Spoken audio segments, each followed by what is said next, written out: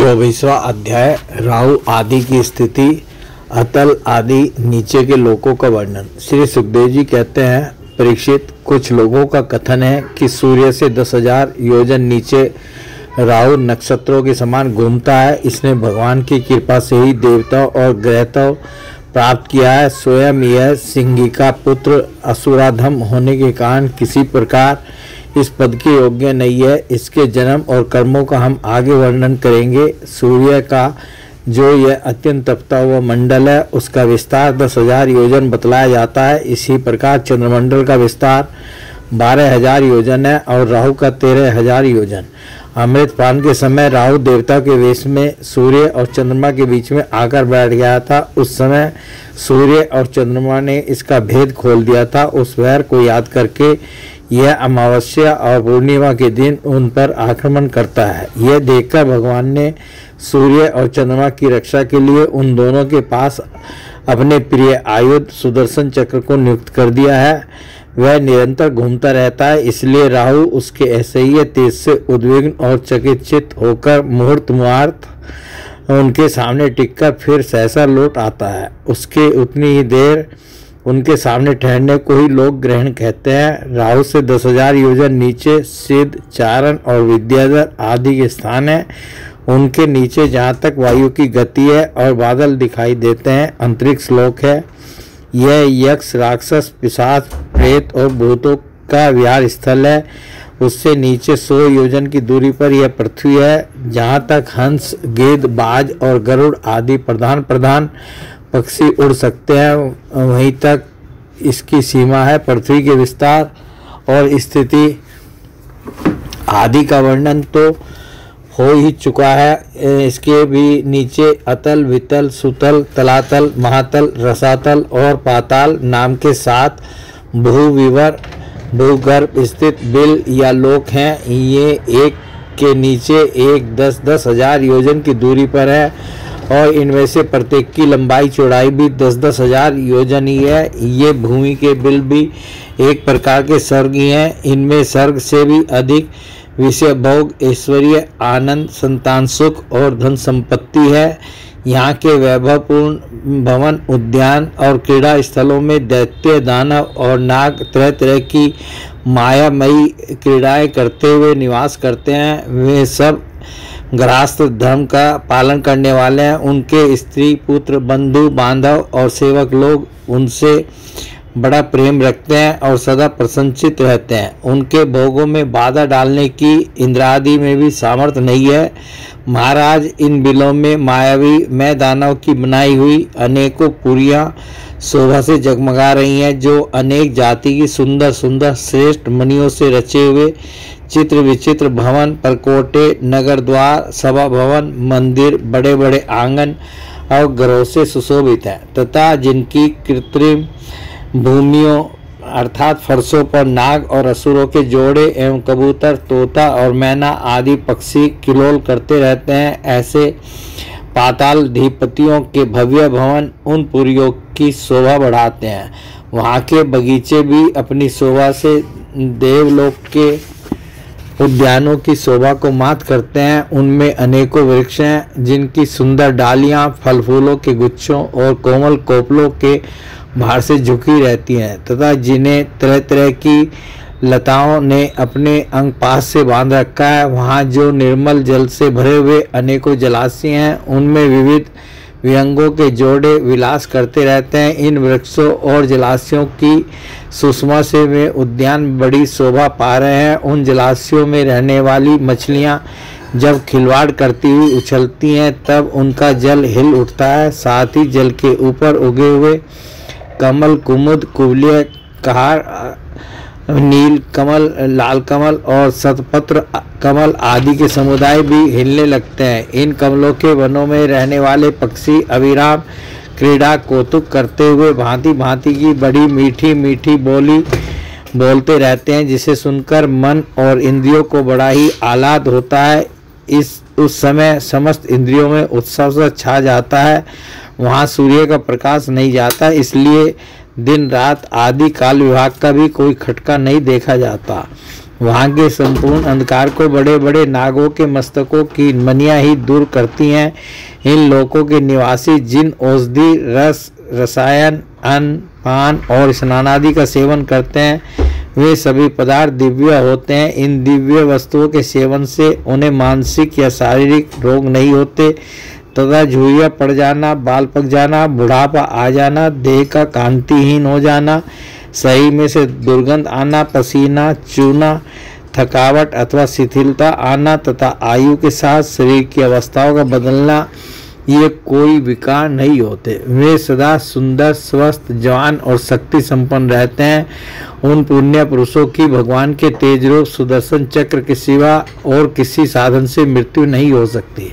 सुदर्शन चक्र के तो आते ही भय के कारण असुर मनियों का गर्भ स्राव और गर्भपात हो जाता है। अतल लोक में मैदानव का पुत्र असुर बल रहता है। उसने 96 प्रकार की माया रची है। उनमें से कोई कोई आज भी मायावी पुरुषों में पाई जाती है। उसने एक बार जम्भाई ली थी। उस समय उसके मुख से सवैरणी अर्थात केवल अपने वर्ण के पुरुषों से रमन करने वाली कामिनी अर्थात अन्य वर्णों के पुरुषों से भी समागम करने वाली और पुंसचली अर्थात अत्यंत चंचल स्वभाव वाली 3 प्रकार की स्त्रियां उत्पन्न हुई। ये उस लोक में रहने वाले पुरुषों को हाटक नाम का रस पिलाकर संभोग करने में समर्थ बना लेती हैं और फिर उनके साथ अपनी हाव भावमयी चितवन, प्रेममयी मुस्कान, प्रेमालाप और आलिंगन आदि के द्वारा यथेष्ट रमन करती है। उस हाटक रस को पीकर मनुष्य मदान सा हो जाता है और अपने को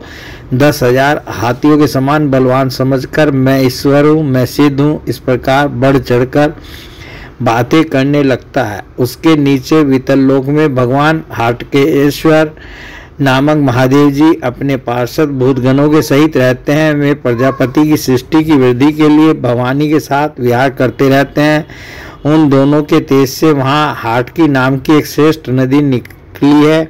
उसके जल को वायु से प्रज्वलित अग्नि बड़े उत्साह से पीता है।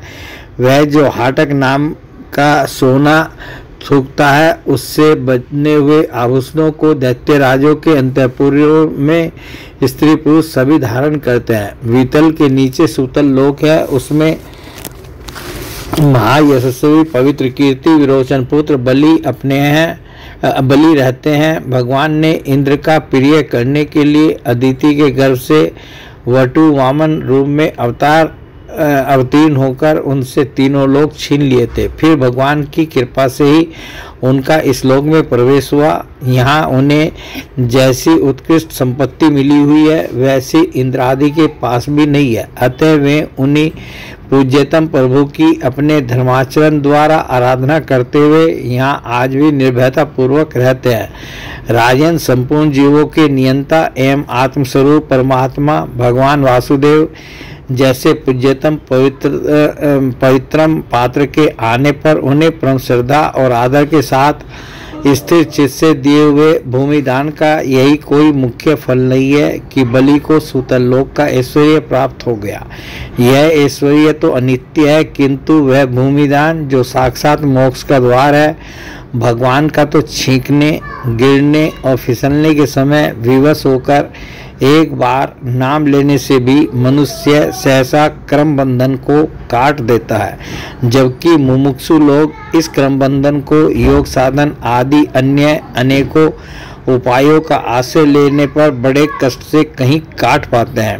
अतएव अपने संयमी भक्त और ज्ञानियों को स्वरूप प्रदान करने वाले और समस्त प्राणियों के आत्मा श्री भगवान को आत्म भाव से किए हुए भूमि दान का यह फल नहीं हो सकता। भगवान ने यदि बलि को उसके सावधान के बदले अपनी विस्मृति कराने वाला यह माया में भोग और ऐश्वर्य ही दिया तो उन्होंने उस पर यह कोई अनुग्रह नहीं किया।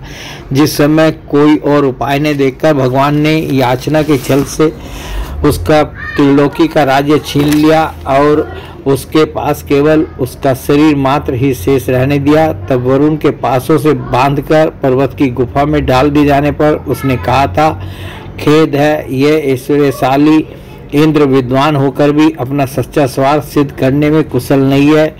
इसने सम्मति लेने के लिए अनन्य भाव से बृहस्पति जी को अपना मंत्री बनाया। फिर भी उनकी अवहेलना करके इसने श्री विष्णु भगवान से उनका दास्य न मांगकर उनके द्वारा मुझसे अपने लिए ये भोग ही मांगे। ये 3 लोग तो केवल एक मनवंतर तक ही रहते हैं, जो अनंत काल का एक अवयव मात्र है।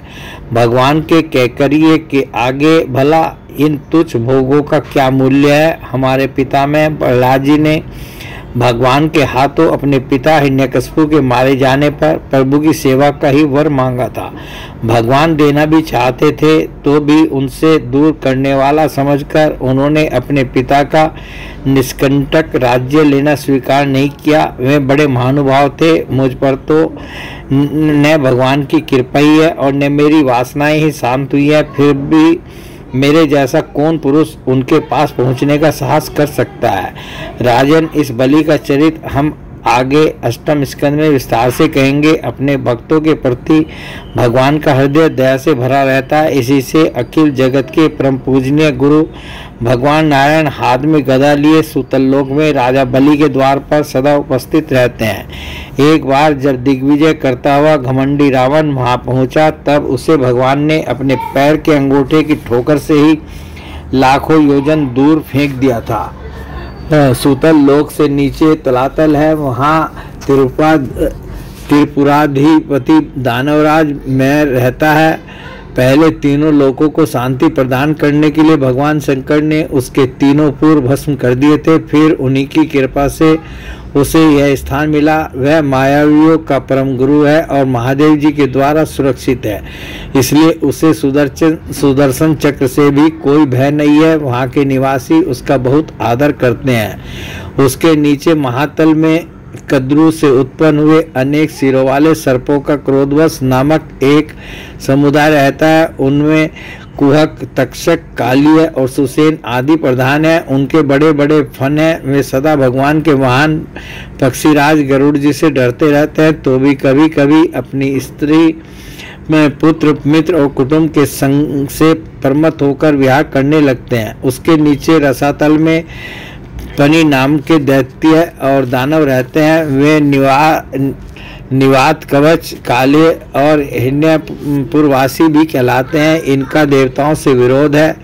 ये जन्म से ही बड़े बलवान और महान साहसी होते हैं, किंतु जिनका प्रभाव संपूर्ण लोकों में फैला हुआ है, उन श्री हरि के तेज से बलाभिमान चूर्ण हो जाने के कारण ये सर्पों के समान लुक छिप कर रहते हैं तथा इंद्र की दूती शर्मा के कहे हुए मंत्र वर्ण रूप वाक्य के कारण सर्वदा इंद्र से डरते रहते हैं। रसातल के नीचे पाताल है। वहाँ शंख, कुलिक, महाशंख, श्वेत, धनंजय, धृतराष्ट्र, शंखचूड़, कंबल, अश्वतर और देवदत्त आदि बड़े क्रोधी और बड़े बड़े फनों वाले नाग रहते हैं। इनमें वासुकी प्रधान है। उनमें से किसी के 5, किसी के 7, किसी के 10, किसी के 100 और किसी के 1000 सिर है। उनके फनों की दमकती हुई मनियां अपने प्रकाश से पाताल लोक का सारा अंधकार नष्ट कर देती है। बोले भगवान श्री कृष्ण की जय।